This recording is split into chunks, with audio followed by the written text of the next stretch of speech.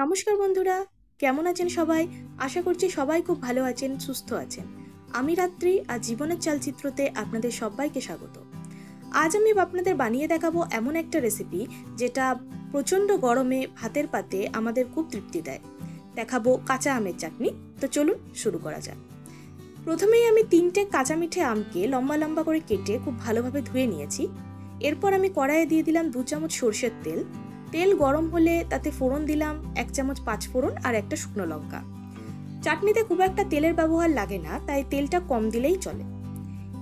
এরপর আমি কেটে রাখা আমের টুকরোগুলো দিয়ে দিলাম। যেহেতু এটা কাঁচা মিঠে আম, এই আমটা ব্যবহার করলে খুব বেশি সময় লাগে না, কারণ এটা খুব তাড়াতাড়ি সেদ্ধ হয়ে যায়। এই ভাজবো আমি এখানে 2-2.5 মিনিট, এইখানেই আমার অর্ধেক সেদ্ধ হয়ে যাবে।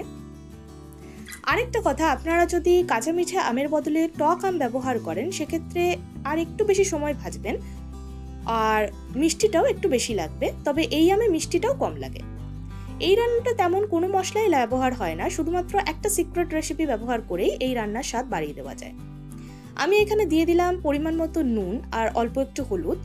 নুন হলুদ দেওয়ার পর আরও একটু নাড়াচাড়া করে আমি এখানে দিয়ে দেবো 1.5 কাপ মতো জল। এই চাটনিটা যেহেতু শেষ পাতে চুমুক দিয়ে খাওয়া হয়, তাই ঝোলটা একটু বেশি থাকলে খেতে মন্দ লাগে না, তাই আমি জলটা একটু বেশি দিলাম।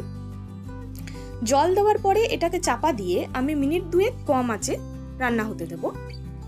এই আমটা একদম বেশি সময় লাগে না সেদ্ধ হতে, তাই খুব বেশি সেদ্ধ করলে কিন্তু গলে যাবে, আর গলে গেলে এটা খেতে ভালো লাগবে না।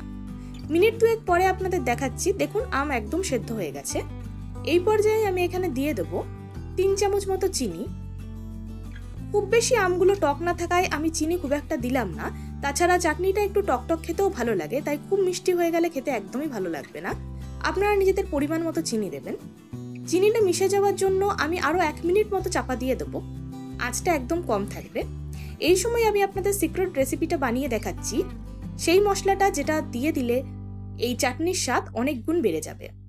একটা ফ্রাইং প্যানে 2 চামচ মৌরি, একটা শুকনো লঙ্কা আর 1 চামচ 5 ফোড়ন আমি মিনিট 2 থেকে 2.5 সময় ধরে কম আঁচে ড্রাই রোস্ট করে নেব। খেয়াল রাখতে হবে যেন মশলাটা খুব বেশি ভাজা না হয়ে যায়, আবার একটা গন্ধও বেরোয়। যখন গন্ধ বেরোবে হালকা, তখন আমি এটাকে ঠান্ডা করে নেব। ঠান্ডা করে নেওয়ার পর মিক্সির জারে গুঁড়ো করে নেব। তবে খেয়াল রাখতে হবে যে খুব বেশি ডাস্ট যেন না হয়ে যায়, মশলাটা একটু দানা দানা থাকবে। এরপর ঢাকনা খুলে আমি এই ভেজে রাখা মশলাটা 1.5 চামচ মতো এখানে দিয়ে দিলাম। চাইলে আর একটু বেশিও দেওয়া যায়, কারণ এই মশলাতে এমন একটা স্বাদ আসে যেটা সত্যিই খেতে খুব ভালো লাগে। তবে যেহেতু 5 ফোড়নে মেথি দেওয়া থাকে, তাই খুব বেশি দিলে তেতো ভাব চলে আসতে পারে। তৈরি হয়ে গেল আমাদের কাঁচা আমের চাটনি। আমি ওপর থেকে আরও একটু গুঁড়ো মশলা ছড়িয়ে দিয়েছি। আপনারা অবশ্যই বাড়িতে বানিয়ে জানাবেন কেমন লাগলো। সকলে ভালো থাকবেন।